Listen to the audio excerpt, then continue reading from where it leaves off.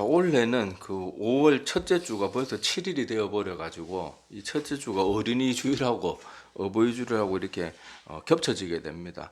자, 그래서 우리 뭐 지금 사도신경을 계속 나누고 있기 때문에 오늘 뭐 따로 어린이 주일, 어버이 주일 말씀은 뭐 우리 뭐 매년 반복해서 많이 들었기 때문에 간단하게만 언급하고 넘어가고 사도신경 강해를 쭉 살펴보려고 합니다. 자, 먼저 우리 누가복음 3장을 한번 찾아보시기 바랍니다. 누가복음 3장. 자, 누가복음 3장.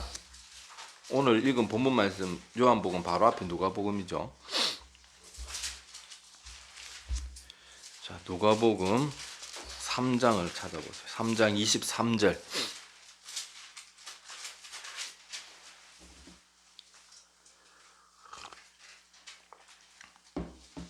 자, 우리 아까 제가 뭐 예배 시작할 때도 기도드렸지만은 이 세상에 그 어떤 존재들 중에서 특별히 우리 인간만큼은 이 땅에 살아남기 위해서 이 땅에 태어나서는 아무 사람의 도움이 없이는 절대로 살아남을 수 없는 존재가 우리 인간이라고 저번에 설명을 드렸어요. 뭐 동물들은 뭐 혼자 태어나도 살아남는 경우가 있지만은 인간만큼은 절대로 혼자 못 살아남습니다.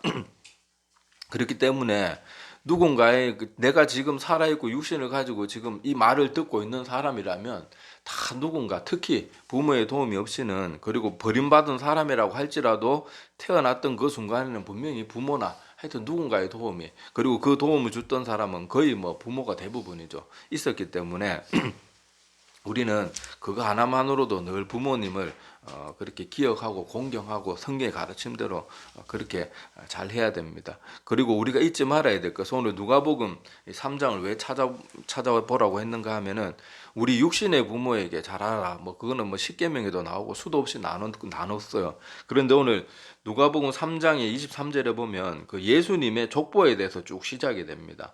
23절에 보면 누가복음 3장 23절에 보면 예수께서 가르치심을 시작하실 때 30세쯤 되시니라. 정확히 30이 아니에요. 그래서 예수님이 몇 살에 돌아가셨는지 보통 사람들 33이다 그런데 아무도 몰라요. 30즈음이라 그랬으니까 29인지 28인지 아니면 32세 때인지 그건 아무도 모릅니다. 자, 사람들이 아는 대로 요셉의 아들이니 요셉의 위는 헬리오, 그 위는 mat단이요, 뭐 이렇게 쭉 하면서 예수님의 족보가 예수님부터 거슬러 올라가요. 그래서 이제 우리가 시간 관계상 다 읽지는 않겠지만은요. 자, 이제 우리 37절로 한번 가봅시다. 자, 37절부터는 우리가 잘 아는 이름들이 등장합니다. 자, 그 위는 무두셀라, 제일 오래 산 사람이죠. 그 위는 에녹이요, 그 위는 야렛이요, 그 위는 마할랄렐이요, 그 위는 가이난이요, 그 위는 에노스요, 그 위는 셋이요, 그 위는 아담이요, 마지막 뭐예요? 그 위는 하나님이시라. 제가 처음 은혜 받고 성경 읽을 때 이 부분 읽을 때 몸에 전율이 쫙 오더라고요. 아, 하나님이 우리 모든 인간이 결국 거슬러 올라가고 또 거슬러 올라가고 또 거슬러 올라가면은 우리의 진짜 영원한 아버지는 바로 하나님이시구나. 그래서 이 누가복음에 예수님의 족보에서도 볼 수 있듯이 우리가 계속 우리 부모, 우리 할아버지, 뭐 정조 할아버지, 고조 할아버지 쭉쭉 계속 거슬러 올라가면은 우리가 뭐 아시아에 살고 저 외국 사람들, 눈 파란 사람들은 저 유럽이나 미국에 살아도 계속 거슬러 올라가면 결국 딱 한 사람 누가 한 사람이 아니죠. 자, 한 사람은 아담이 나올 것이고, 자, 아담 위는 누구예요? 하나님이세요. 그래서 이 땅에 우리가 사는 동안 기억해야 될 것은 우리 부모도 우리가 당연히 부모로서 그렇게 사랑하고 그렇게 해야 되지만은 우리 그 위에 부모 위에 있는 그리고 전 인류 모든 인류의 영혼의 진짜 영원한 아버지가 되시는 하나님도 우리가 마땅히 하나님의 자녀된 자들로서 또 하나님도 공경해야 된다는 거 그것을 꼭 기억해야 됩니다. 자, 그리고 오늘 계속해서 이제 사도신경 나누던 말씀을 나누도록 하겠습니다. 자, 우리 이때까지 예수 그리스도에 대해서 배운 것들을 간단하게 정리해 보면은 우리 신앙 고백할 때 예수님 할 때는 먼저 예수님에 대한 기독론을 기억해야 돼. 기독론이 한 문장으로 뭐라 그랬어요? 예수님은 참 하나님이시자 참 인간이다. 그게 기독론이라 그랬죠. 그래서 예수님은 하나님이시지만 특별하게도 우리 인간과 똑같은 몸을 입고 오셨기 때문에 사람들이 자꾸 헷갈려요. 아니, 우리가 똑같은 육신을 가졌는데 뭔 신이냐? 뭐 이렇게 하는데 그게 아니고 예수님은 이 땅에 오셔서 우리 육신을 가지고 똑같이 이렇게 먹고 마시고 잠도 주무시고 그렇게 사셨지만은 한때는 또 말씀 한마디로 바람과 풍랑도 잔잔케 하시고 죽은 사람도 마음만 먹으면 언제든지 살리시고 또 병자나 귀신 내쫓은 것 뭐 이미 성경에 다 기록할 수도 없을 만큼 많이 하셨고 그래서 하나님이시지만은 우리와 똑같은 인간의 몸을 가지셨다. 그래서 제가 그때 말씀드렸죠. 예수 그리스도는 하나님이고 또 우리와 똑같은 인간 뭐 사람에게 보여주기 위해서 하나님의 특별한 능력으로 이렇게 보여주는 뭐 홀로그램 같은 존재도 아니었고 하나님이시면서도 똑같은 인간이셨어요. 그래서 이 둘 중에 하나도 어느 하나만 강조되거나 어느 하나는 또 별거 아닌 것처럼 무시하거나 그래서도 안 되고 어느 한쪽도 부정해서는 안 되고 참 하나님이고 참 인간이라는 것이 똑같이 강조되어야만 돼요. 그래야만 우리 예수 그리스도의 십자가의 순환도 예수님이 우리를 위해서 얼마나 큰 희생을 치르고 고통도 감당하셨는지가 다 설명이 되고 감동이 되는 거지. 뭐 예수님이 우리와 똑같은 인간의 몸을 입고 오셨다고 뭐 하나님이 아니다. 또 어떤 사람 또 예수님의 신적인 능력만 보고 뭐 예수님이 우리 눈으로 봤던 그때 당시 사람들이 눈으로 봤던 예수님은 홀로그램 같은 존재다. 가연설 설명들은 그런 거 다 잘못된 것들이고 심지어 사도 요한은 뭐라고까지 말했습니까? 예수님이 육체로 오심을 부인하는 자는 적 그리스도라고까지 아주 성경에서는 그거에 대해서 정말 무서울 만큼 두려울 만큼 아주 어떻게 보면 무서운 말로 경고하고 있다는 것도 꼭 기억해야 됩니다. 자, 그리고 예수 그리스도의 이름에 대해서 그 호칭에 대해서 우리가 배우면서는 예수님 이름 자체의 뜻이 뭐라 그랬어요? 구원.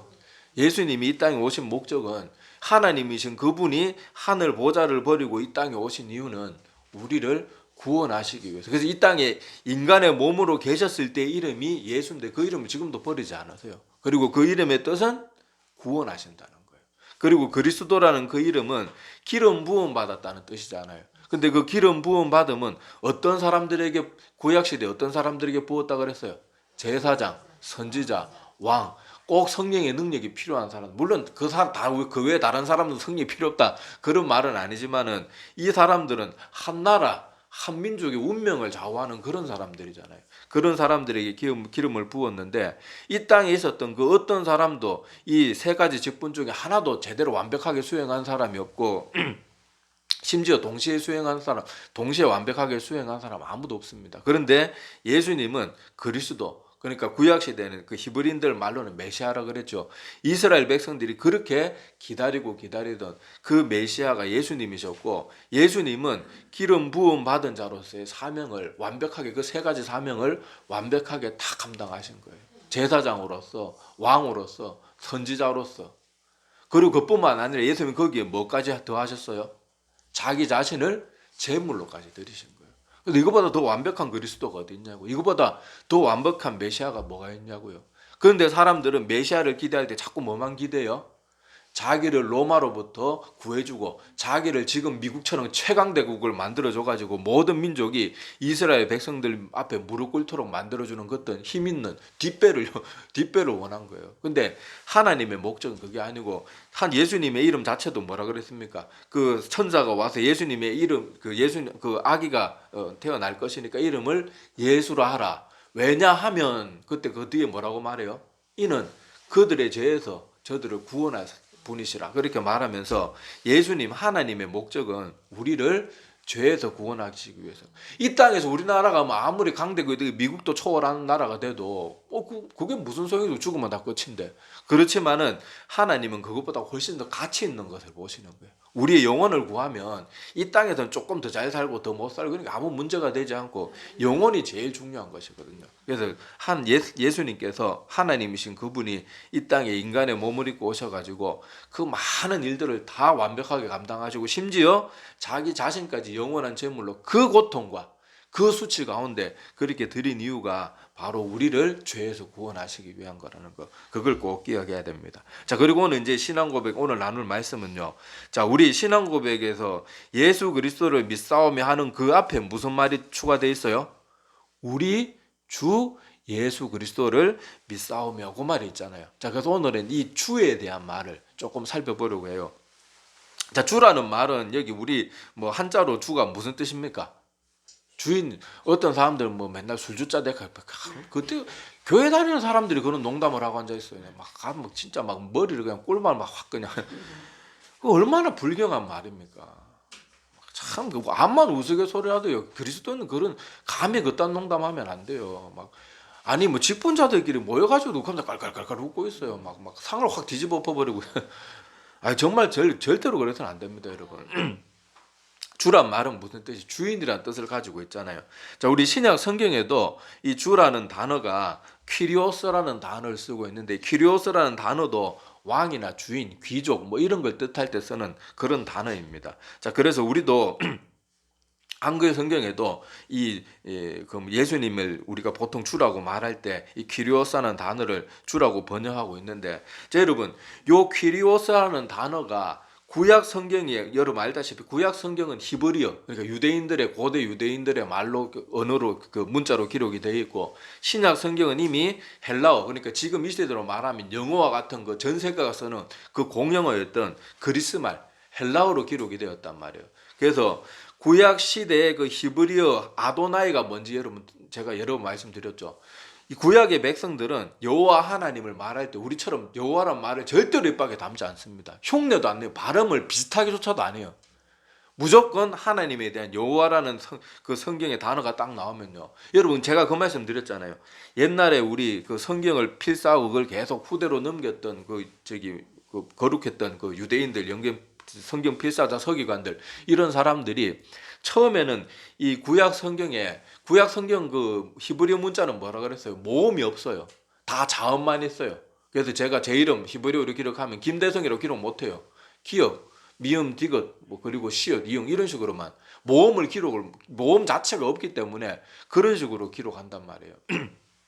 그래서 그 히브리어로 그 여호와 이름을 할 때 나중에 사람들이 그 성경을 계속 기록하고 후대에 전하던 사람들이 지금 우리는 이 성경을 이때부터 계속 배워가지고 다 알지만은 이게 세월이 자꾸 반복되다가 보면 사람들이 혹시라도 이거 발음 기호 이런 것을 놓쳐버리지 않겠냐. 왜냐하면 이미 그때부터 여러분 알잖아요. 우리 지금 조선시대 용비어천가 썼던 그 세종대왕 그걸 보면 나란 말싸미 뭐 딩기게 달아 서로 사마띠 안에 뭐 잘 못 알아듣잖아요. 그런 게 현상이 나타나기 시작하니까 그 유대인들 성경 필사하던 그 사람들이 사명을 가지고 자기들이 아는 그 발음기호를 밑에 모음 잘 체계가 없는데 그 히브리어 자음 밑에 뭐 점이나 줄을 조만하게 하나씩 그어가지고 그 발음기호를 다 만들어서 달아놨어요. 근데 어디에만 없다 그랬어요? 여호와 하나님의 이름만큼은 절대로 모음을 달잖아요. 왜냐하면 이 이름은 인간들이 절대로 감히 입에 담아서는 안 되는 거룩한 이름이다. 혹시라도 잘못되게 기록할 수도 있고 그렇기 때문에 이 발음만큼은 우리가 이대로 두어야 된다. 그래서 여호와 이름은 발음을 아무도 몰라요. 어떤 사람은 여호와가 맞다. 어떤 사람은 또 야훼가 맞지.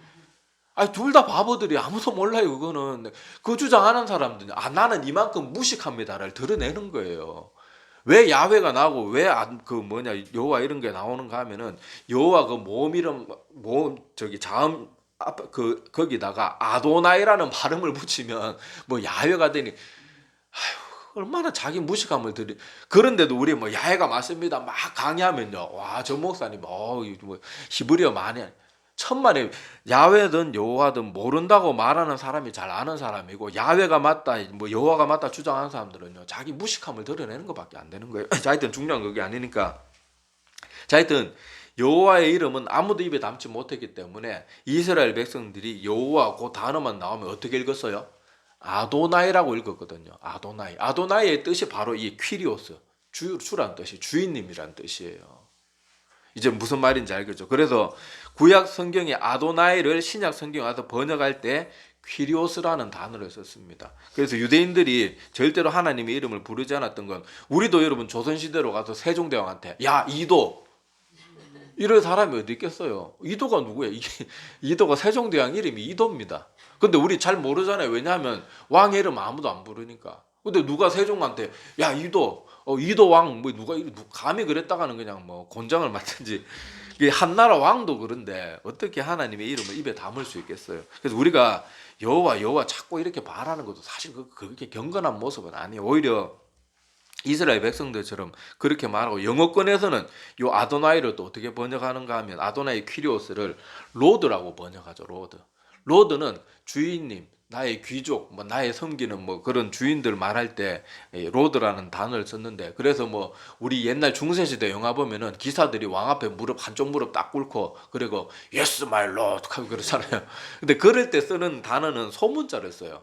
그런데 하나님을 칭할 때는 대문자 로드를 씁니다. 그거는 우리가 지금 우리가 주인이라고 말할 때는 왠지 주인이라 그러면 가게 주인, 뭐 사업장 주인 뭐 이런 느낌이 들잖아요. 근데 주라 그러면 똑같은 한자로 보면 똑같은 단어인데도 주라 그러면 우리 머릿속에 딱 뭐가 떠올라요?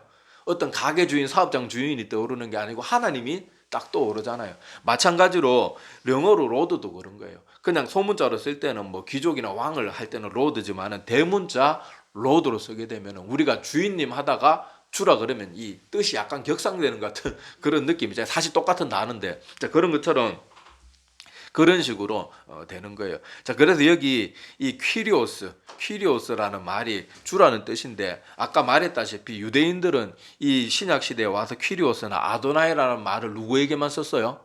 주인이라는 뜻을 가지고 있긴 하지만은 하나님에게만 썼어요. 하나님에게만.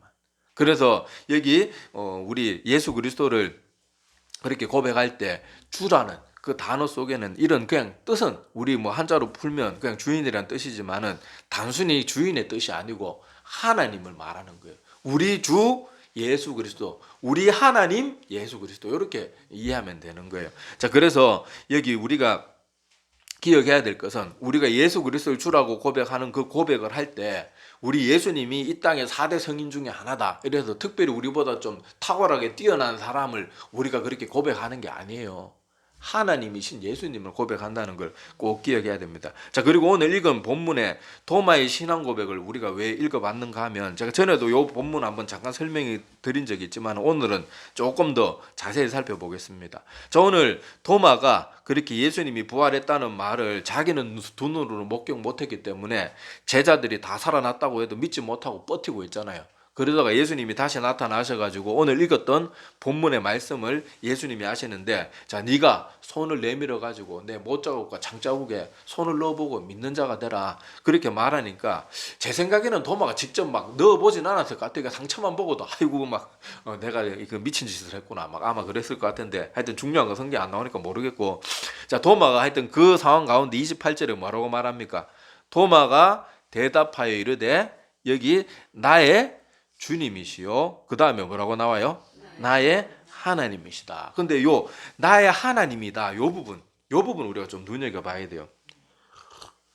제가 성경 말씀 이렇게 설교하면서 헬라어 히브리어 잘 안 합니다. 왜냐하면 어떤 사람들은 맨날 헬라어 히브리어 하면 왠지 좀 잘난 척하는 것 같아요. 그게 싫어가지고 잘 안 하는데, 오늘은 이 부분은 좀 살펴봐야 돼요.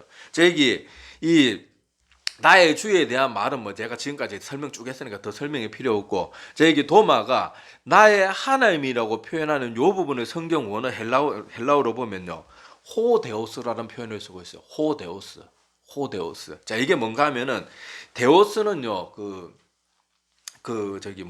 헬라어로 최고의 신을 뜻하는 단어가 데오스입니다. 데오스.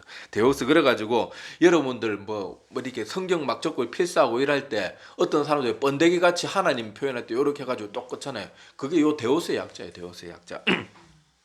자, 그 호데오스라고 돼 있는데, 자, 그냥 데오스가 아니고 호데오스. 자, 요걸 말하면 여러분 가드 하면 신이지만은 대문자 가드 하면 아까 로드가 여러분 그냥 소문자로 쓰면 그냥 왕이고 주인이고 귀족이란 뜻이지만은 대문자 로드를 쓰면은 뭐라 그랬어요? 하나님, 아도나이를 뜻하는 것과 똑같은 뜻이거든요. 마찬가지로 여기 가드도 소문자로 쓸 때는 그냥 잡신들 이런 것들도 그냥 사람들 가드라고 쓸 수 있는데, 대문자 가드는 뭐만 쓸 수 있어요? 하나님만 쓸 수 있는데, 하나님을 칭할 때는 여러분 영어 시간에 그거 배웠죠? 앞에 정관사 더가 붙으면은 유일한 것 말할 때 더가 뭐 붙는다, 뭐 우리 공부 못해도 아마 졸면서도 그 이야기를 하도 들어가지고 기억이 나실 거예요. 호데오스가 영어로 표현하자 그러면 가드, 그냥 가드가 아니고 더 가드라가 돼요. 더 가드. 대문자로 더 가드가 되는데, 자, 이게 왜 무슨 뜻인가 하면요, 그 하나님, 굳이 이렇게 번역하면 그 하나님인데 그런 뜻보다는 유일하신 우리가 알고 있는 바로 그 하나님을 뜻한다는 거예요. 호데오스, 그냥 어데오스 뭐 이러면, 만약에 영어로 말하면 가드 이러면은 예수님은 또 한 명의 하나님 이런 뜻이 뭐 될 수도 있지만은 뭐 반드시 그렇다는 건 아니지만 그런 뜻이 될 수도 있지만은 the God 그래고 호데오스 이것이 되면요. 우리가 구약 시대 때부터 우리 조상들이 그렇게 말했던 바로 그 하나님이다. 예수님 보면 그 말을 한 거예요. The God. 그러니까 뭐예요? 이게 삼위일체하고 딱 맞아 떨어지는 거예요. 아, 이분이 내가 이분의 뭐 부활하시고 못자국과 창자국을 보니까 이분이 나의 주님이실 뿐만 아니라 우리가 과거로부터 그렇게 들어왔던 여호와 하나님 본체시구나. 바로 그 하나님이구나. 그래서 이 말을 제가 좀 오늘은 헬라 히브리어 동원하는 거 별로 안 좋아하지만은 제가 이 설명을 드리는 이유가 바로 그거예요. 여기에 도마의 고백에는요, 바로 나의 주라는 뜻도 있고, 여기 나의 하나님, the God, 우리가 믿고 있었던 바로 그 하나님, 예수님도 하나님이란 뜻이 아니고, 예수님이 바로 우리가 알고 있는 그 유일한, 절대적으로 유일한 바로 그 하나님이 바로 이분이시다. 이 고백이 도마의 입에서 터져 나온 거예요. 자, 그래서 우리는 이 신앙 고백, 사도신경 신앙 고백할 때 예수 그리스도 앞에 우리 주라는, 그 주라는 단어를 할 때는 요게 또 머릿속에 싹 스쳐 지나가야 되는 거예요. 아, 이 예수 그리스도 주에 대한 고백이 바로 이 뜻이구나. 우리의 유일한 주인이실 주인님이실 뿐만 아니라 바로 성경에서 말하는 그 하나님. 비록 예수라는 뚜렷한 제2위격의 모습이 보이지만은 그 하나님도 한 하나님.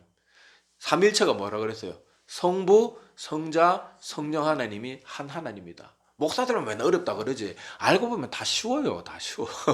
설명 들어보면 기독론도 뭐 별거 아니잖아요. 삼일체도 그냥 우리 머리로 잘 이해가 되지 않을 뿐이지 다 명제는 그냥 간단하고 다 쉬운 거라니까요. 제발 뭐 성경 말씀이든 신학이든 어렵다고 생각하지 말아요. 다 쉬워요. 배워놓고 놓으면 다 쉬워요. 어려운 게 없어요.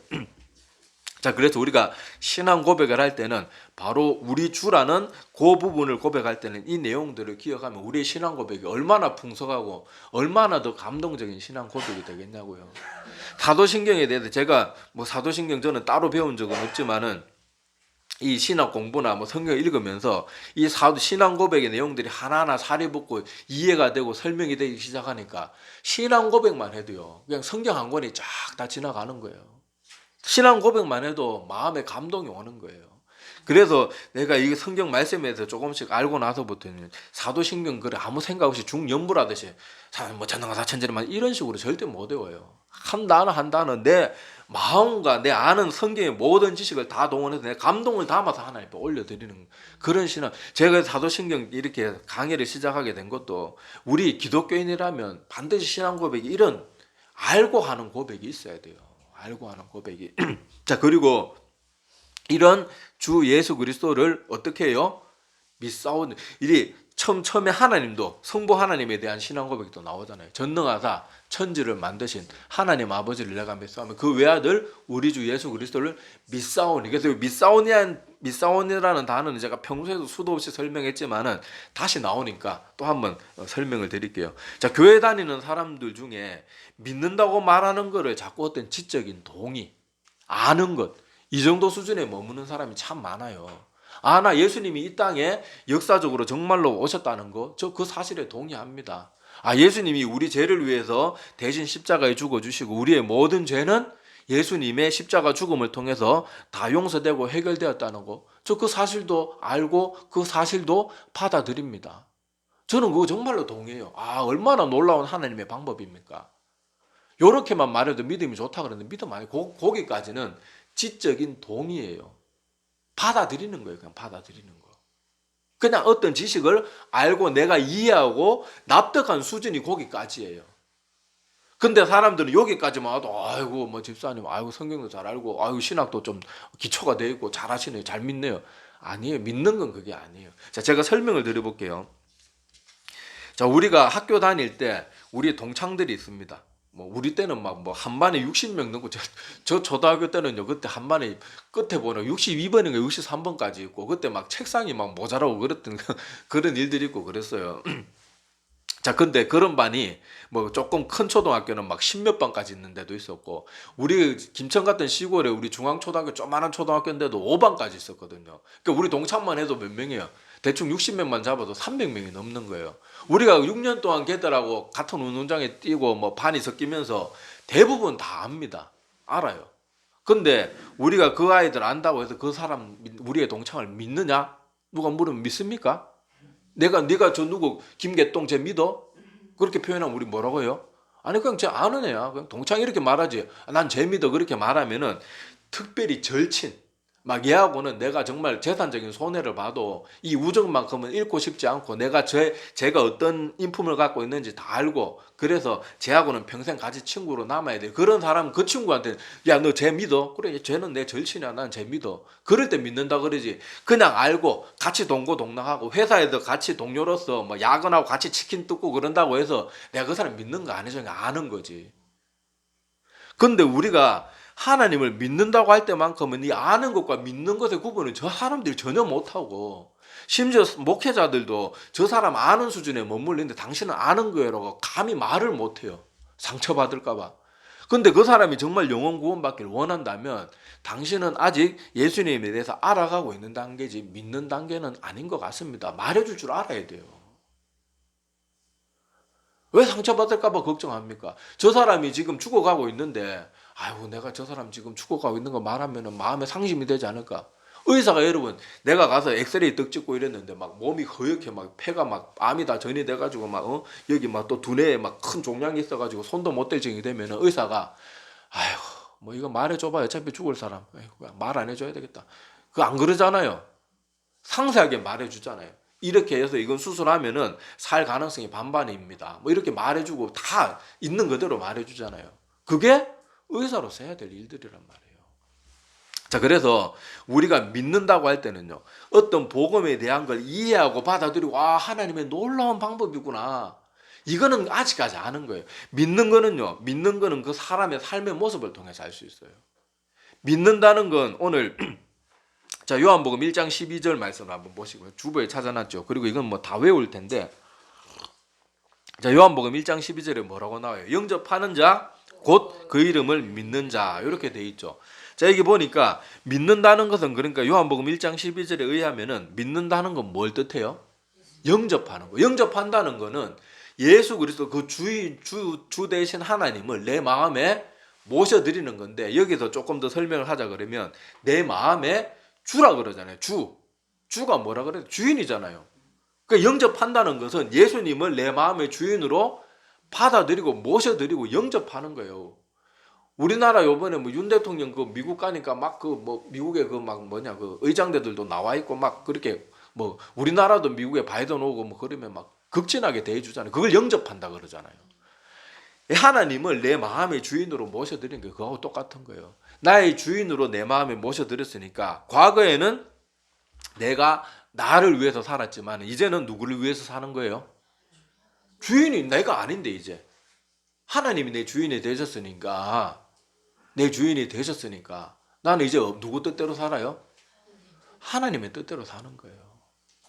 그래서 여러분 뭐 어떤 술 좋아하던 사람이 하나님 딱 믿고 나면 술도 하루아침에 딱 끊고 내가 왜 저걸 마셨을까 막 그렇게 막 이렇게 후회하면서 다시는 그러지 않잖아요. 근데 과거 그 사람이 하나님 믿기 전에 어땠어요? 어떤 사람은 맨날 막 운동을 열심히 하는데 술을 못 끊는 사람 보고 뭐 이렇게 그렇게 말하잖아요. 야, 운동 그렇게 열심히 하지 말고 술부터 끊으라 그러면은 내가 운동 왜 하는데 나 술 먹는 체력 기르려고 운동한다. 그랬던 사람들이 예수 믿고 나면요 이 모든 것을 다 버리고 심지어 어떻게까지 생각해요?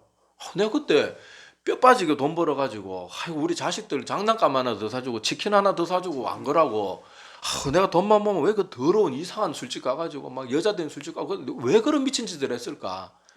이게 왜 그런 가치관이 생기는 거예요? 내 마음의 주인이 바뀌니까 그렇게 생각이 바뀌는 거예요. 내가 무슨 깨달음이 많아고 바뀐 게 아니에요. 그거는 내 마음의 주인이 바뀌니까 그런 생각이 바뀌는 거예요. 여러분 사도 바울의 고백을 한번 봅시다. 그것도 주보에 찾아놨는데 자 빌립보서 3장 7절에서 9절.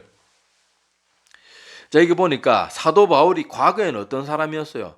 그리스도인이라 그러면 막 이를 부득부득 깔고 막 적극적으로 잡아 죽이고 고문하는데 막 갖다 막 집어 던지고 그렇게 감옥에 쳐넣었던 그런 사람이잖아요. 자 그런 사도 바울이 자 뭐라고 표현하고 있는가 하면요. 자 그러나 무엇이든지 내게 유익하던 것을 내가 그리스도를 위하여 다 해로 여길 뿐더러 또한 모든 것을 해로 여김은 내 주 그리스도 예수를 아는 지식이 가장 고상하기 때문이라. 내가 그를 위하여 모든 것을 잃어버리고 배설물로 여김은 그리스도를 얻고 그 안에서 발견되려 함이니 내가 가진 의는 율법에서 난 것이 아니요 오직 그리스도를 믿음으로 말미암은 것이니 곧 믿음으로 하나님께로부터 난 의라. 자, 이렇게 말을 합니다. 자, 사도 바울은요 가진 게 너무 많았던 사람이에요.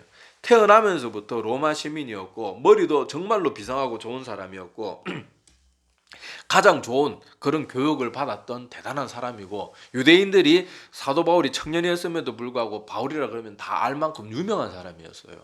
그런데 사도 바울이 예수님을 믿고 나니까 어떻게 되었어요? 여기 보세요. 여기 오늘 뭐라고 되어 있습니까? 내가 내게 유익하던 것을 다 버렸다. 그리고 심지어 어떻게까지 여긴다고요? 그걸 해로 여겼다. 나를 해하는 것, 나를 망치는 것으로 그렇게 다 받아들이는 지경까지 나간 거예요. 이 모든 것이 어떻게 되었는가 하면요. 자, 뭐 때문에 그렇게 됐어요? 예수 그리스도를 알게 되어서. 그러니까 여기서 아는 건 마음에 모셔드린 거예요. 자, 그래서 여기 보면 9절에 보면요. 자, 여기 오직 그리스도를 믿음으로 말미암은 것이니 이렇게 말하잖아요. 그 사도 바울이 믿는다고 표현하는 표현은요, 이런 우리의 삶의 변화가 따라야지 그게 믿는다는 거예요. 아까도 말했다시피 성경의 그런 복음의 원리나 복음의 진리를 아무리 우리가 감탄하면서 받아들이고 머릿속에 동의하고 이해하고, 야 정말 놀라운 방법이네, 이렇게 한다고 그게 하나님 믿는 게, 그건 아직까지 그냥 아는 거예요. 그 아는 걸 내가 받아들이고 그 엄청난 하나님의 놀라운 그런 구원의 사역을 이루신 그 하나님을 내 마음의 주인으로 모셔드리는 게 믿는 거예요. 그래서 예수님도 뭐라 그랬습니까? 아무도 거듭나지 아니하면, 요한복음 3장 3절에 주보 있죠. 아무도 사람이 거듭나지 아니하면 하나님 나라를 볼 수 없느니라. 예수님 하나님을 그 마음의 주인으로 모셔드린 사람 분명한 뚜렷한 변화가 생겨요. 분명한 변화가 생겨. 물론 그렇다고 그 사람이 완전히 여러분 아까도 말했다시피 주인, 내가 어떤 왕을 모신다고 해서 그 사람의 성격이 바뀝니까? 주인은 바뀌어도 그 사람의 기본적인 인격이나 성격 이런 것 자체는 막 큰 뭐라 그래야 되나, 어떤 그 남아있는 건 분명히 있어요. 우리가 하나님 믿고 변화가 되어도 약점이 여전히 있을 수는 있어요. 그래도 믿기 전과 믿고 나서 아무 변화가 없을 수는 없어요. 분명히 큰 변화가 생깁니다. 요즘에는 뭐 하나님 믿고 나서도 아무 변화가 없을 수도 있습니다, 이렇게 가르치는데요. 청교도 목사님들 중에 아무도 그렇게 말하는 사람이 없어요. 깨어있는 목회자들 중에 아무도 그렇게 말하는 사람이 없어요. 로이드 존슨 목사님이나 뭐 우리가 잘 아는 조나단 에드워즈 목사님, 유명한 목사님들 책 한번 보세요. 믿기 전과 믿고 나서 아무 변화도 없는데 그걸 믿는다고 말할 수 있는지. 아무도 그런 식으로 입 바른 소리, 사탕 발린 소리 아무도 안 합니다. 믿기 전과 믿고 나서는요, 크든 작든 사람마다 그 차이는 좀 있을 수 있지만은 분명히 눈에 띄는 변화는 반드시 따라오게 마련이에요. 그게 있어야 그게 믿음인 거예요. 그게 믿음인 거예요. 근데 우리는 믿싸우며 맨날 한평생 교회에 왔다 갔다 하면서 믿싸우며 고백을 하는데 아무 변화가 없는 건, 그건 아직 믿는 게 아니고, 아까도 말했다시피 그냥 아는 거, 아니면 그저 교회도 종교 중에 하나인데 다른 종교들보다는 저 산 밑에 나무 밑에 가서 절하는 것보다는 뭐 고상해 보이니까 나는 그래도 교회 갈란다, 뭐 이런 사람들 있잖아요. 그건 그저 그냥 종교인 거예요. 종교, 믿는 게 아니에요. 성경에 말하는 믿는 거는 아까 요한복음 1장 12절을 통해서 볼 수 있듯이 내 마음의 주인은 내가 원래 내 자신이 주인이었는데 나는 이제 제껴두고 하나님을 내 마음의 주인으로 받아들이는 거. 그래서 가치관이 완전히 바뀌기 때문에 당연히 그 사람의 삶의 모습이 믿음 전과 믿음 후는 달라질 수밖에 없는 그 믿음, 그게 성경에서 말하는 믿음이라는 걸 꼭 기억해야 됩니다. 그리고 동창을 아는 것하고 믿는 것, 제가 예시 드렸던 그걸 한번 가만히 생각해 보라고요. 아는 것과 믿는 것이 얼마나 큰 차이라는 걸. 그런데 우리는 자꾸 아는 것과 믿는 것에 대해서 자꾸 구별지어서 가르치질 않아요. 성도도 상처받을까 봐, 교회 떠날까 봐. 떠날 때 떠나더라도 이 말씀을 듣고 찔림을 받은 사람은 어떻게든 돌아오니까 그런 거 우리가 걱정할 필요 없고 하나님께 맡기고 우리는 진리, 성경이 말하는 대로 가르치고 우리는 배우면 되는 거예요. 자, 그래서 오늘 이 신앙 고백을 할 때마다 우리 주라는 그 단어 속에 이 많은 뜻이 있다는 거, 우리의 주인이실 뿐만 아니라 성경이 창세기 때부터 계시록까지 계속 말하는 그 하나님, 예수 그리스도가 바로 그 하나님, 그 신앙 고백이라는 거. 그리고 그 예수 그리스도를 믿는다. 그 하나님을 믿는다. 할 때 믿는다는 아는 거, 지적인 동의, 막 그리스도의 진리, 이 성경의 진리를 깨닫고 막 감동받아도 예수 그리스도 마음의 구주를 영접하지 않는 거 믿는 게 아니고 그냥 알고 감동받은 거예요. 그냥 감동받은 거. 사실 뭐 성경 예수님의 희생이 엄청나잖아요. 조금만 정상적인 사고를 가진 사람이고 이 사실을 믿는다 그러면 감동받을 수밖에 없어요. 그런데 아직도 그거는 감동받고 감탄한 거지 아직도 믿는 게 아니에요. 믿었다는 것은 요한복음 1장 12절에 나오는 것처럼 하나님을 나의 주인으로, 내 마음의 주인, 내 모든 삶의 주인으로 모셔드리는 거. 그게 믿음이라고 꼭 기억하면서 그렇게 바른 신앙의 고백이 있는 우리들이 다 되기를 바랍니다. 기도드리겠습니다.